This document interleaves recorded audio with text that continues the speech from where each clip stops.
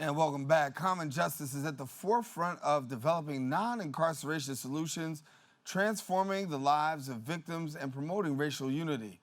In New York City, they run the nation's inaugural alternative to incarceration and victim service program for violent felonies in adult courts.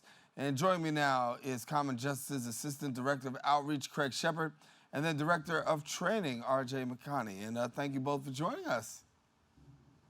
Thank you for having us. Thank you. And I'll start off first Good with afternoon. Craig. Thank you.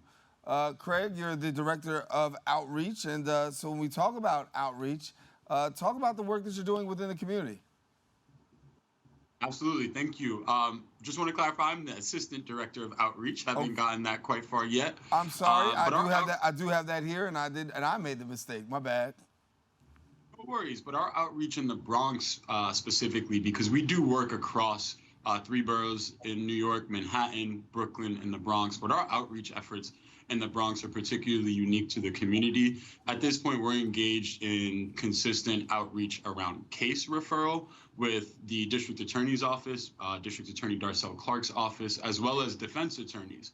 But in the Bronx in particular, we recognize that community outreach is integral to our work. So a lot of my work involves outreach with community agencies and organizations, organizers, spiritual leaders, and elected officials throughout the borough. Yeah. RJ, as alternative to incarceration, I mean, I think that's huge. I think a lot of people across the city can talk about the skyrocketing incarceration rates that we see, both nationally and locally. But your program really has an opportunity to put an alternative to incarceration. That's right, Daren. We're an anti-violence organization, and so we're both addressing community violence, right? We're both stepping in and supporting survivors who want non-carceral responses to the violence that they've experienced. And we're also addressing the fact that incarceration itself is a form of violence. And so seeking nonviolent ways to address the violence that's in our communities. Yeah. And when we talk about seeking those ways, talk about the work that's going on, because obviously there's some things that you're doing in form of restorative justice, and let's tackle that for a moment. We create the opportunity for survivors to have the person that harmed them go through an intensive 12 to 15-month program where they're staying in the community, staying connected to their family and friends, but meeting with us every day. And both working to become accountable to that survivor, as well as grow and transform in their own lives so they never cause that kind of harm again. And when we talk about that, I mean, that's a pretty bold approach. I mean, sometimes people say incarceration is that answer, but as an alternative to incarceration, having this modality available, what have you been able to see? What have you been able to experience? I've had the opportunity for 6 years to work directly with defendants, the people who've committed the violence, and accompany them on their journey through this process. And what I've gotten to see is people who are parents, who take care of their elders, who are essential workers in our communities, be able to continue in those roles and not be defined by the worst thing that they've ever done. And I've gotten to see survivors get so much from the opportunity to have a role in shaping what happens with the person that's caused them harm. Craig, talk to me a little bit about outreach, because when you talk about reaching out in the community, that means establishing relationships, community partners. When this program and the work that you're doing is being delved out, how's it being received by community partners? Absolutely, that's a great question. I think our work is very well received throughout the community. I think what we found is that community members are often asking for new solutions to old issues and old problems, particularly those of violence in the borough and in the community. So I think we found feedback and responses to be generally supportive and positive. We also have an organizing and legislative and policy arm that is always in the field and making sure that we are doing everything within our organization even in direct service, to create solutions that address the community's needs and desires. So I think they are both responsive and generally supportive, but also they are part of the process in creating and imagining the work that we do. Yeah. There has to be some sort of impact that we can see within the community, given the fact that when you take a person who's got the potential of being incarcerated and you say, listen, you know what? We're going to show you another kind of way. We're going to give you another alternative program. For that person not to have the whole incarceration experience, but to have a transformative experience and then be blended back into the community. Talk to me about that and the impact that you guys are noticing within the community when this model is really fully adapted and you have the cooperation, the successful cooperation of those who are coming under your watch care. Well, Daren, every single case that comes to us is different. And what those outcomes look like is different for everyone, just the way that healing is different for every survivor. So just to give you a few examples, a lot of our graduates who were defendants um, circle back around to us to let us know how they're doing. Very recently, we had a graduate who came back to just let us know that she had completed her certification as a registered nurse. This is someone who's also a mother. And if she had been incarcerated, we would be one nurse down in New York City. And I think that's something that we don't need. But we'd also have her child being raised by someone other than their mother. And we've worked with, we've had over 100 people successfully graduate from this program. In each story, it's similar to the one that I shared. Yeah, and Craig, for you, obviously doing the work that you're doing right now, what are you seeing from your end as far as the impact and also the receptivity? I would echo so much of what RJ just shared. I'm seeing young people have the opportunity to remain in their community, work with us to ensure that they are positive contributors to their space and to their community, and also seeing with survivors their ability to get access to our support and services, and really an opportunity to participate in something different than the carceral system, and an opportunity to participate in something that actually addresses their needs, their specific needs as it relates to their healing and their trauma and their journey around all of that work. So I'm seeing and feeling very positive responses and outcomes on both sides. Yeah. When we talk about the offender, we hear that, they've definitely created this tension and this hurt towards victims. What, from a victim perspective, have you heard in terms of, all right, I'm willing to go along with this? I mean, I think there's sometimes victims are saying, listen, I want to see somebody incarcerated. Talk to me about that relationship between the victim and how they play a part in this as well.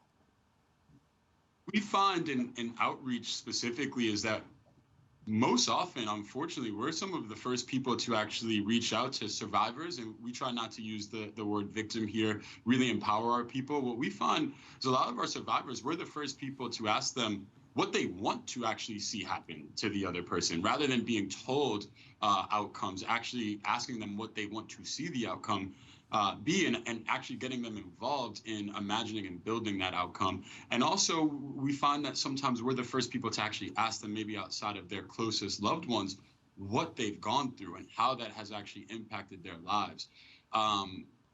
We find that also in outreach, 9 out of 10 of our survivors are, when presented with this option, are going to say that they actually want to participate and engage with something different, something alternative to the carceral system. Yeah. RJ?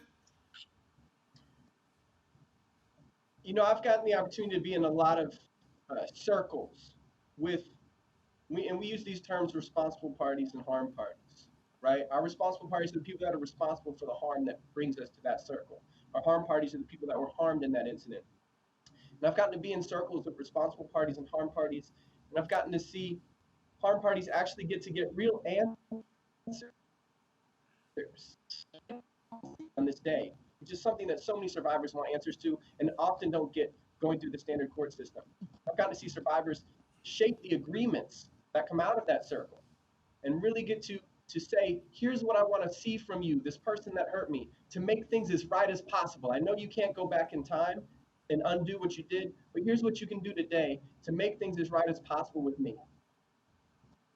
And so, support for survivors. I mean, obviously, that's the word that we're using, survivors and the support. Uh, I want to ask first of all, because I have a few questions on survivors, but I'll ask the first one. Talk to me and lay out for me a little bit about what goes on here by that support, because they need that as well. I think similar to something that RJ noted earlier, all of our people come into our world at different times in their lives and based on different circumstances and situations. So for that reason, our intervention with our responsible parties, those responsible for causing harm, they follow a modeled curriculum, but each intervention is particularly unique. And I think that that is also true for our survivors. So they're working directly with our trauma support team, who are exclusively tasked with working with survivors, to come up with individualized service plans. And that really means individualized for each survivor to come up and address their basic needs, first and foremost, always starting with safety, because we recognize that when someone has survived and been a victim of violence or harm, that safety is paramount, and that's often their top concern. Yeah. RJ, when you have programs such as yourself that are making a difference, you're seeing transformation, you're seeing impact, you're seeing that, right? There's a model of what works. And getting that across the board to legislators, elected officials, as alternatives to incarceration, because I think that's what some people are calling for more of, right? We're seeing too many people incarcerated for, minor offenses and the mass incarceration rates. Having alternative incarceration, advocacy. Talk to me about advocacy and policy. I mean, obviously, there's a lot of work that's going on in the words in the work of advocacy to say, listen, programs such as yours need to be highlighted and need to be out there. Yeah, I'd love to say a few things about that, Daren. I think incarceration in the United States, Daren, I don't know if you've ever had a bad habit and you tried to change that habit. And, you tried once, you tried twice, you stayed on path for a while, you fell off. I feel like as a nation, that's where we're at with incarceration. It's a bad habit that we've been practicing for hundreds of years. And so even though uh, there are evidence-based responses to violence that are much more effective than locking people up, when we get a little scared, we get a little nervous, or we even just get a little complacent, we always fall back on our old bad habits. And so what we need to do is just stay focused, stay organized, and continue to move forward actual authentic solutions to violence, like common justice, and like many other programs and processes that are unfolding across the country. Yeah. And let me get Craig on this right here, because when we talk about the advocacy that's going on, you're out there on the battlefield doing outreach, right? And you're talking with all these stakeholders, and then these conversations are being had. What is some of those conversations looking like by way of what we're talking about right now? Absolutely. I think it's a great question. And I think those conversations, we make sure that they're centered around being in response to the voice of the constituents, the people. So whether it's common justice or elected officials, we recognize that we're all working on behalf of communities. So everything that we're doing has to be in response to what they're asking for, what they're looking for. What I found is that elected officials have been very receptive and open, and other community agencies and organizations have been open to having these conversations, because we're coming in from a space of inviting feedback and really saying that we want to continue to create, build, and refine something that addresses these issues that everyone is speaking to. Yeah. So what do we look forward to in the future, RJ? I mean, the work is going on. You're doing some great things. What can people look forward to from the program coming up in the future? Well, right now we're active in Brooklyn, in Manhattan, in the Bronx, as you know. Um, we'd love to be able to offer this to everyone in New York City. And we're partnering with folks in other cities throughout the country to support them in lifting up and building similar responses to violence. Yeah. Craig, from your perspective, when you want people, what do you want people to know when it comes about the work that you're doing? I want people to know that this is something that the people are asking for, and we're very much just providing a solution to, a solution to a problem that has been plaguing our communities for far too long, and very much is something that people are presently asking for. So I just look forward to continuing to be in the work. Yeah. RJ, I think one of the things that we talk about is the accountability component, right? Because that's the work that's really being done, is that when you provide an alternative to incarceration, I think that some people will say, you know what, I can't really flow with that because there's no real accountability there. Can you answer the question about accountability when you have a program such as yours? Absolutely.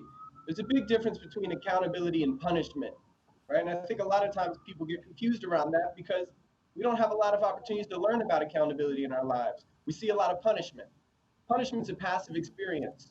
You do something wrong, you go sit in the corner, you go sit in prison for a few years. It's something that's done to you. Accountability is actually much harder. Accountability requires you to wake up every day, think about the harm you caused, and then take proactive action to try to make things as right as possible. And that's the kind of space that we hold and the opportunities that we create here at Common Justice for folks that have caused serious harm. Craig, your thoughts? I couldn't have said it better myself. The only thing that I'd add is, accountability is also a journey, and sometimes it's a non-linear one, and it's one that exists for us at Common Justice, both internally for all of our participants. What does internal accountability mean and look like? And then ultimately, what does accountability look like to the person that they've harmed and that person's loved ones and the community at large? So the thing I'd add is that it's a journey. Yeah. RJ, I got to jump in and ask a question about, violence, because we talk about violence, and one of the things that I know that's discussed is that the violence sometimes is perpetuated and further carried out simply based on the fact of racial inequities, and we know that this plays out. I know you're also doing some work to deal with that as well. Talk to us about that, because I think sometimes we get some misinformation. But the reality is the fact is that sometimes racial inequity does drive violence. No, it's a great point, Daren. I mean, and I think we're all able to walk and chew gum at the same time. Committing an act of violence is a personal choice, right? And we really believe in the agency of the folks that are in our program who have caused harm. We believe in their ability to choose to do something other than violence. And we know that poverty, being stopped and frisked every day, losing people for reasons you shouldn't lose people, we know that these are also drivers of violence. And so if we're serious about ending violence and not just punishing people, locking them up, then we need to really address the drivers of violence. And as Craig mentioned, that both involves internal work, and it also involves responding to those conditions that we know drive violence: poverty, lack of housing, lack of solid education, job opportunities. We can walk and chew gum. We can address both of these things, and we can actually get serious and greatly reduce the violence that we experience throughout the city. Yeah.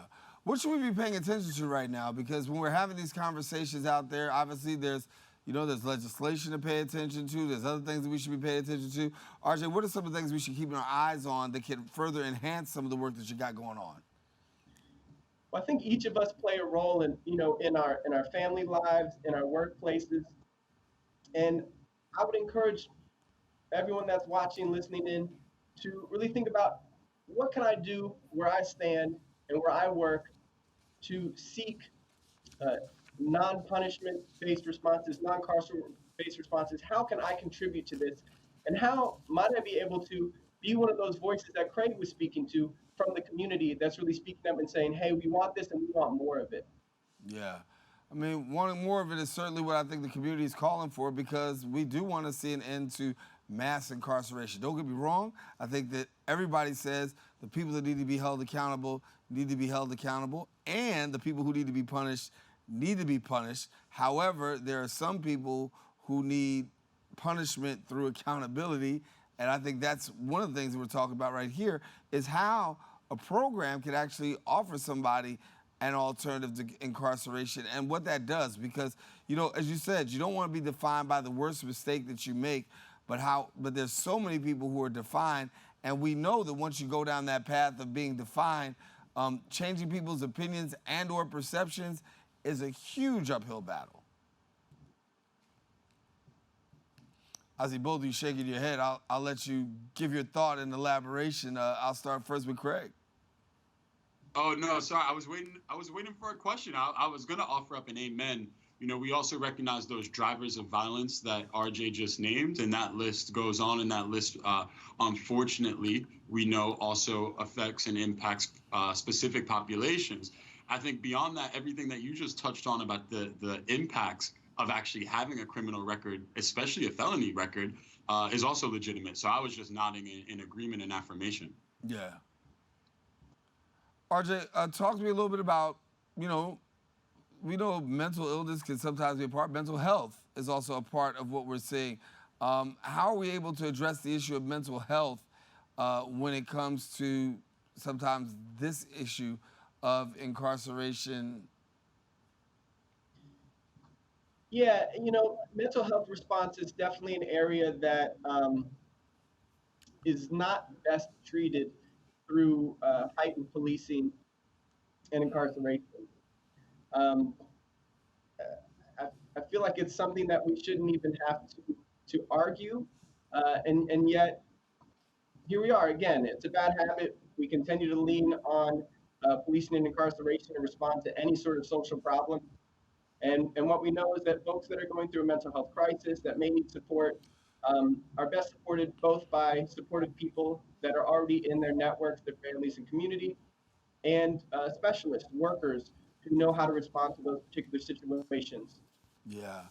I want to give you both an opportunity to share a little bit more with our viewers about the work and how they can better support the work. And so, on an overall level, Craig, for the outreach that you're doing, how can people support? I mean, you're out there. How can they connect?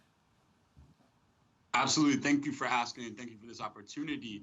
I think some of the things that RJ named is being active in their communities, whether that's participating in, local council or community board meetings, precinct council meetings. These are a lot of the outward-facing opportunities that we have to not just present about the work that we're doing, but also to listen to members of the community. And I think I just want to double down on what RJ said and encourage everyone to think about what they can do to imagine alternatives, even within their everyday lives, even if it's not in response to crime, even if it's just in response to interpersonal conflict, because I think a lot of this work starts with imagining new possibilities, but also just being present and showing up in the community when possible.